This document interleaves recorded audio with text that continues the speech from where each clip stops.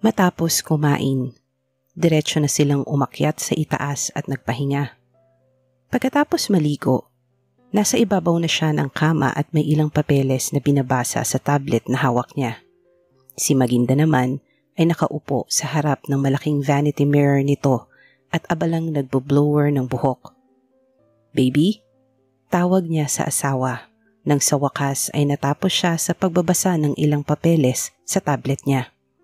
Umungol lang ang babae, subalit hindi na ito lumingon sa kanya at pinagpatuloy lang ang ginagawa. "Maggie, kapag tuluyan ng umayos ang pakiramdam mo, sa makalawa may pupuntahan tayo, okay?"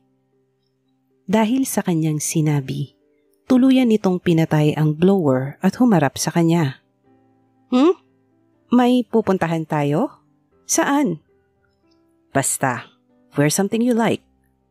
Ngumiti siya nang makita ang pagkagat nito ng mga labi at ang pagbasa ng mga labi. Iniwan ng babae ang vanity mirror at nakaroba pa rin ng tumayo at lumapit sa kanya. Naupo ito sa kanyang tabi. Saka siya tinitigan. Nawaring may inililihim o itinatago siyang kasalanan dito. "Dinner date?" Nagtataka itong humawak sa magkabilang bewang. Saka siya sinamaan ng tingin. "May ginawa ka na naman bang kasalanan?" Natawa siya bigla. Pinulupot niya ang isang kamay sa bewang nito, saka ito hinalikan sa pisngi. Kinabukasan, pagkatapos kumain ng agahan, ay agad na siyang nagpaalam kay Maginda upang umalis. Ngunit hindi siya dumiretso sa opisina nila, kundi sa condo unit ni Lara. "Finally, akala ko kinalimutan mo na talaga ako para dyan sa asawa mo." Umiirap itong bumalik sa loob ng silid. Umiling naman siya bago tumungo sa sala at naupo sa mahabang sofa. Sa muling paglabas nito, inarkohan niya ito ng isang kilay at pinasadahan ng tingin ang kabuuan. "What?" Maarte nitong inayos ang buhok bago natatawang tumitig sa kanya. Hindi niya alam kung iiling siya o ano. "Pupunta ka sa ospital ng nakaganyan?" Ang tinutukoy niya ay ang damit nito. Nakasuot ito ng pink pek-pek shorts at itim na blouse na nakabukas ang 3 butones sa itaas. Halos lumuwa na ang cleavage nito sa suot ng dalaga. "Ayaw mo ba?" Malapad itong ngumiti bago umikot pa sa harapan niya. "Magpalit ka." Mabilis itong natigilan. Halatang hindi nagustuhan ang sinabi niya. "What's wrong with my clothes? It looks sexy." "Pupunta tayo sa ospital, hindi sa bar." Tumayo siya at masamang tinitigan ang mukha nito. "At talaga bang may pakialam ka sa pinagbubuntis mo? Nagdadalang tao ka na nga, naka-heels ka pa." Umikot ang mga mata nito bago pinag-cruise ang 2 braso sa tapat ng dibdib. "Wala na akong ibang damit na maisusuot eh. You have long dresses. Itinapon ko na lahat. What's the point of wearing those kung wala ka naman?" "Ano?" Mabilis na nagsalubong ang 2 kilay niya sa sinabi nito. Sa pagkakataong yun, nang aakit ang ngiti sa mga labi nang matulin siyang lapitan ni Lara. Natuon sa mga labi nitong pulang-pula ang mga mata niya nang umakto itong hahalikan siya. "Tumigil ka na." Banta niya rito. Iniiwasan niyang umakyat sa ulo ang dugo niya dahil sa inis sa babae. Baka kung ano pa magawa niya rito. Nakaarko ang kilay na nagkibit ito ng balikat. "Nagsusuot lang naman ako ng ganon nang dahil sa'yo. Ano pang silbi nun kung nasa asawa mo naman ikaw?" Humugot siya ng hangin at napapailing na bumaling sa malayo. Nilagpasan na niya ito at akmang lalabas na ng unit nito nang bigla siyang tawagin ng babae. "Pupunta talaga tayo ng ospital nang nakaganito pa rin ako? Ipag-shopping mo muna ako." Matamis itong ngumiti sa kanya. Nakasimangot ang dalagang si Lara habang lulan ito ng sasakyan niya at kasalukuyan silang nasa biyahe papunta sa ospital. Nag-aamok na naman ito dahil hindi siya pumayag na dalhin ito sa mall at ipag-shopping katulad ng gusto nito. Kung hindi dahil sa bata, Hindi siya mag-aaksaya ng panahon sa babae. Dapat, ngayon ay kasama niya si Maggie at bumabawi sa asawa. Pero sa halip, narito siya at nakikipagmatigasan kay Lara. Hindi niya alam kung bakit siya naakit sa babaeng ganito. Kung hindi siguro dahil sa sakit niya, baka nagawa pa niyang umiwas kay Lara. Pagdating sa ospital, agad siyang nagtungo sa opisina ng kaibigan at sandaling ipinakilala ang dalawa sa isa't isa. Dinala naman sila nito sa isa pang lalaking doktor na ang pangalan ay Hilario. Medyo nakakalbo na ang buhok nito at sa palagay niya ay nasa 50 na ang edad. Ako nang bahala sa kanya. Tumango ito sa kanila bago pumasok sa isang silid na may salaming pinto. Nanatili sila ng kaibigan niya sa labas at sandaling nag-usap tungkol sa pagkuha ng resulta ng DNA test. What if it's really yours? What's your plan? Napatingin siya sa lalaki sa tanong nito. Nagbuga siya ng hangin. Ang totoo ay may plano na siyang sakaling lumabas na siya nga ang ama ng dinadala nito. Ang hindi niya lang sigurado kung papayag ang babaeng si Lara sa deal na hinanda niya. Ito rin sana ang gusto niyang pag-asapan noon nang puntahan niya si Lara sa unit nito. Kaya lang, nakatanggap siya ng tawag mula sa ospital. At yun nga ay ang pagkakaaksidente ni Maginda. Samantala, tahimik namang naghihintay si Lara sa loob ng opisina ng doktor. Sandali itong may ginagawa at sinusulat. May ilang katanungan din ito sa kanya. Nang tumayo naman ang doktor at lumapit sa isang puting cabinet, sandali pa itong natigilan nang mula sa pagkakati-4, bahagya niyang ibinuka ang mga hita sa mismong harap nito. May ilang segundo itong tumitig sa mapuputi niyang hita bago umakyat ang paningin sa kanya. Sumilay ang nang-aakit ng ngiti sa kanyang mga labi. Mabilis namang ibinalik ng doktor ang atensyon nito sa ginagawa. Doon na niya isinagawa ang kanyang plano. Tumayo siya at matulin na lumapit dito. Sa paglapit niya sa lalaki, marahan niyang pinaglandas ang kamay sa isang braso nito. Tumingkayad siya at marahang binigyan ng halik ang pisngi nito. Ilang sandali pa, nasa ibabaw na siya ng desk ng lalaki. Nakaluhod at mariin na kagat ang ibabang labi upang mapigilan ang paglabas ng mga ungol mula sa sariling bibig. Sinagot ni Caleb ang tawag sa cellphone nito nang makita ang pangalan ng lalaking si Kane. Hindi pa man siya nakakapagsalita, agad siyang natigilan sa narinig mula sa kabilang linya. Caleb, good news! Malapit na nating mahuli si Rinhu. Right now, we are still tracking him down. Kapag tagumpay kami, agad kitang babalitaan. Napangiti siya nang marinig ang tila excited na boses ng lalaki. Matapos lang ang ilan pang segundo, ibinaba na rin niya ang cellphone. Kapag nahuli nila si Rinhu, mababawasan na sila ng isa pang problema. Sa sobrang katuwaan, agad niyang tinawagan ang numero ng asawa. Ngunit kahit anong tawag ang gawin niya rito, hindi ito sumasagot. Nagpakawala siya ng hangin bago binuksan ang application kung saan makikita ang loob ng mansyon mula sa mga kamerang kinabit niya. Where is she? Bahagyang kumunot ang noo niya nang hindi niya mahanap si Maginda sa buong mansyon. Tanging ang katulong nila ang nakita niya sa labas at abalang dinidiligan ang mga bulaklak.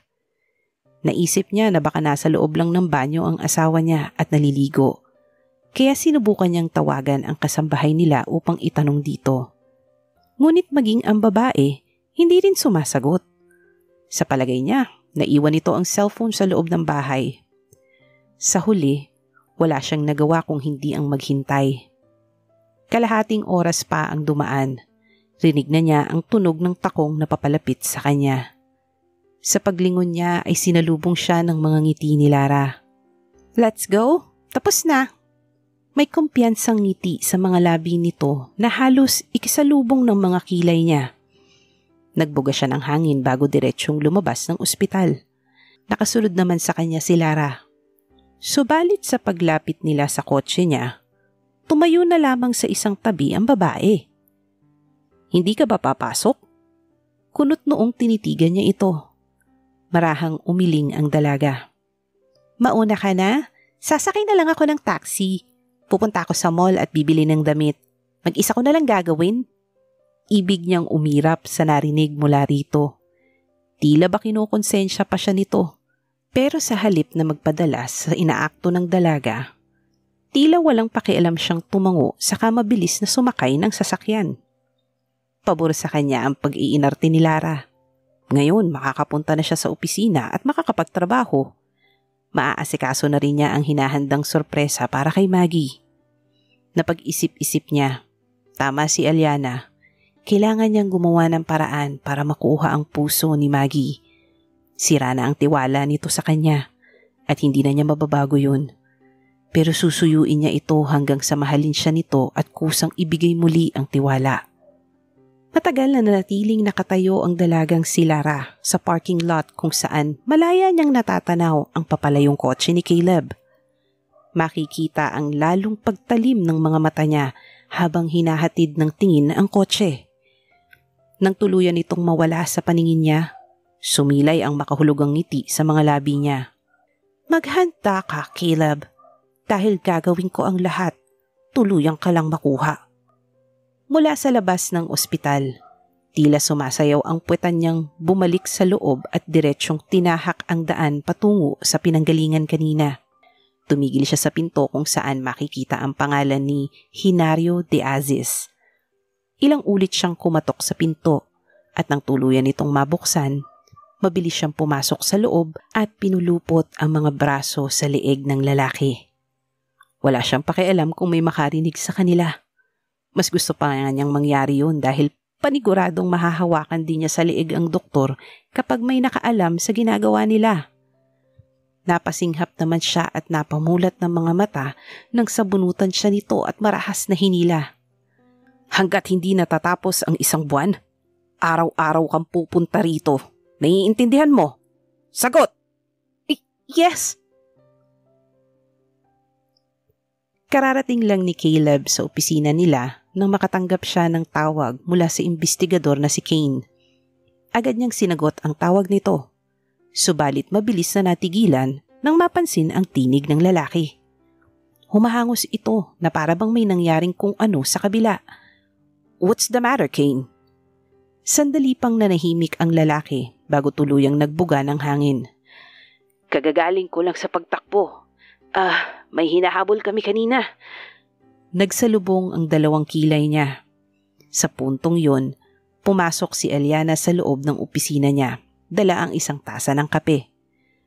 Matapos sinenyas ang espasyo sa ibabaw ng desk niya, inikot niya ang inuupo ang swivel chair at humarap sa salaming pader.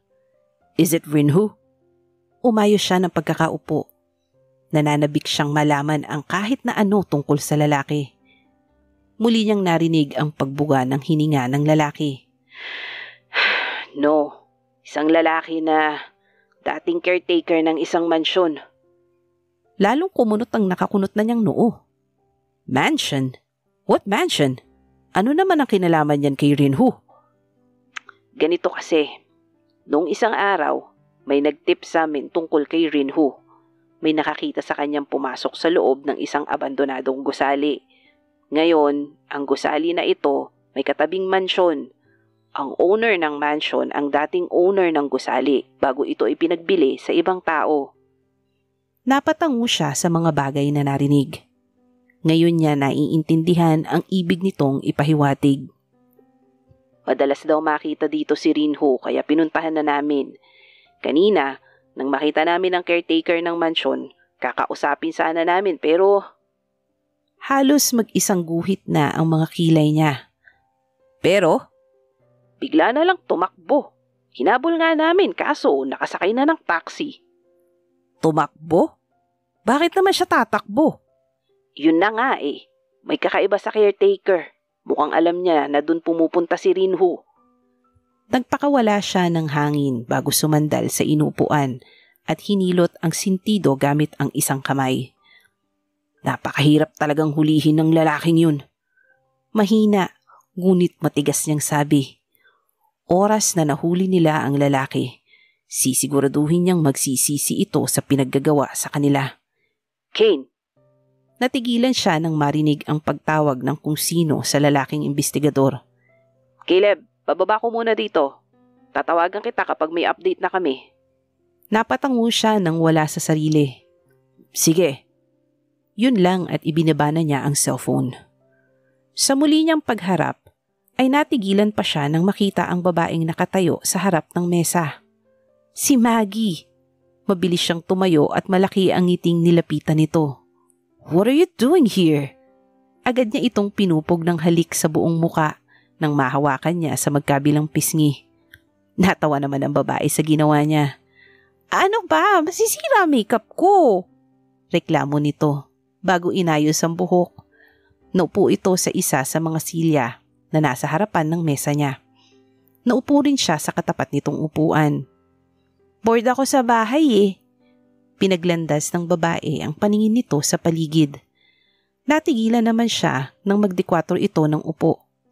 Nakasuot kasi ito ng boho vintage summer polka dot dress. Maikli lang ang laylayan nun, kaya sa ginawa nito, halos makita na ang suot nitong panty. Dumukwang siya at hinila pababa ang laylayan ng damit nito, saka inayos ang mga paa ng asawa. Bakit ba? Bahagyang nagsalubong ang mga kilay ni Maginda.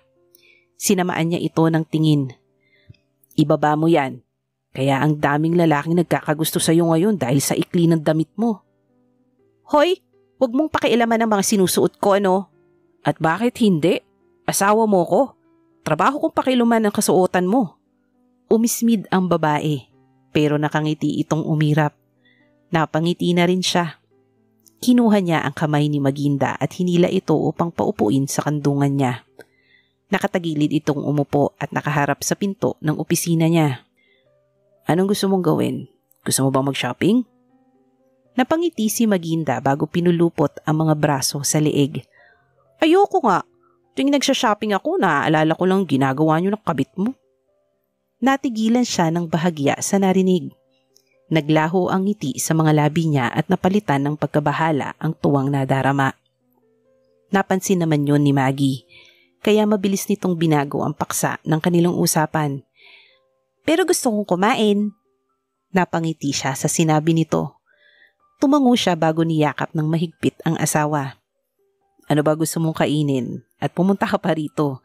Sana itinawag mo na lang sa akin. Kalalabas mo lang ng ospital, baby. Tumayo ang babae saka siya hinila. Naglalambing ang mga ngiti nitong hinila siya para patayuin na rin. Kinuha lang niya ang susi ng kotse at sariling cellphone bago natatawang lumabas. Ano nga gusto mong kainin? Palabas na lang tayo ng office, hindi ka pa rin nagsasabi. Nang makapasok sila ng kotse, umaktong nag-iisip si Maginda. Para bang pinag-iisipan nito kung anong pagkain ang gustong kainin.